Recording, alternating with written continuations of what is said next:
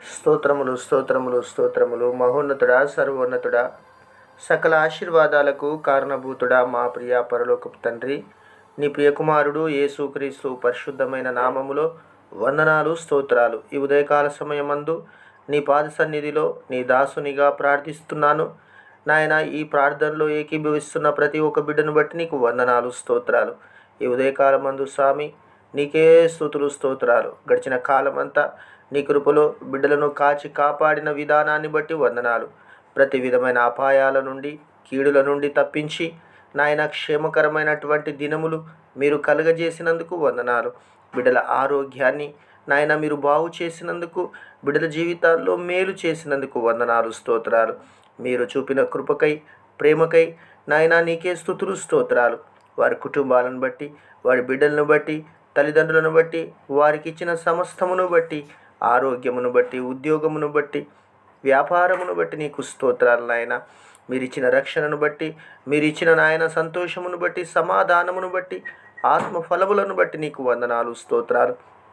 ఈ ఉదయకాల సమయంలో ఏకీభవించిన ప్రతి బిడ్డను బట్టి వందనాలు. ఎవరు ఏ పరిస్థితుల్లో ఉన్నారో వారి హృదయాలు ఎరిగిన దేవుడు, వారి ఆలోచనలు ఎరిగిన దేవుడు గనుక నాయన, వీరిలో రాయన మోకరించిన ప్రతి బిడ్డను మీరు స్వస్థపరచండి.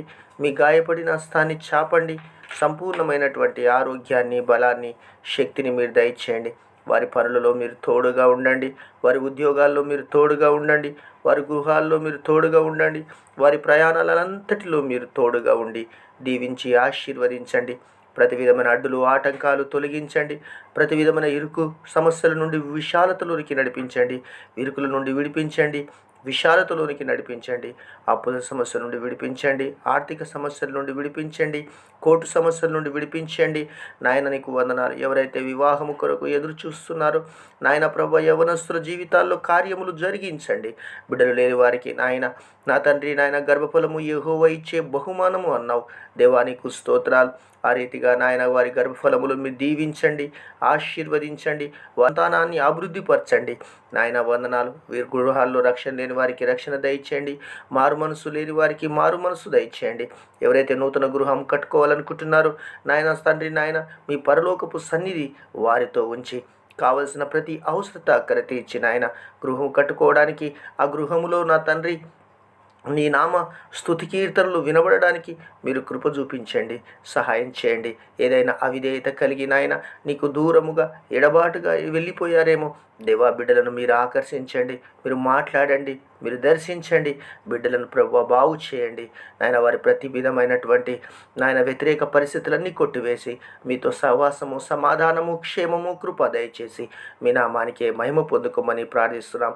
తల్లిదండ్రుల మధ్య సమాధానం, బిడ్డలు తల్లిదండ్రుల మధ్య సమాధానం, తండ్రి ఇరుగు పొరుగు వారితో సమాధానం, సంఘంలో సమాధానం, సమాజంలో సమాధానం, వ్యాపారంలో సమాధానం, వారి ఉద్యోగాల్లో సమాధానం, సహవాసంలో సమాధానం మీరు దయచేసి మీ శాంతిని అనుగ్రహించి బిడ్డలు బ్రతుకు దినములన్నీ కృపాక్షేమములతో నింపి మీరే మీ నామానికి మహిమ, ఘనత, ప్రభావములు పొందుకొనుమని సర్వశక్తిమంతుడైన యేసుక్రీస్తు నామములో ప్రార్థించి స్తుతించి అడిగి వేడుకుంటున్నాను తండ్రి. ఆమెన్. God bless you.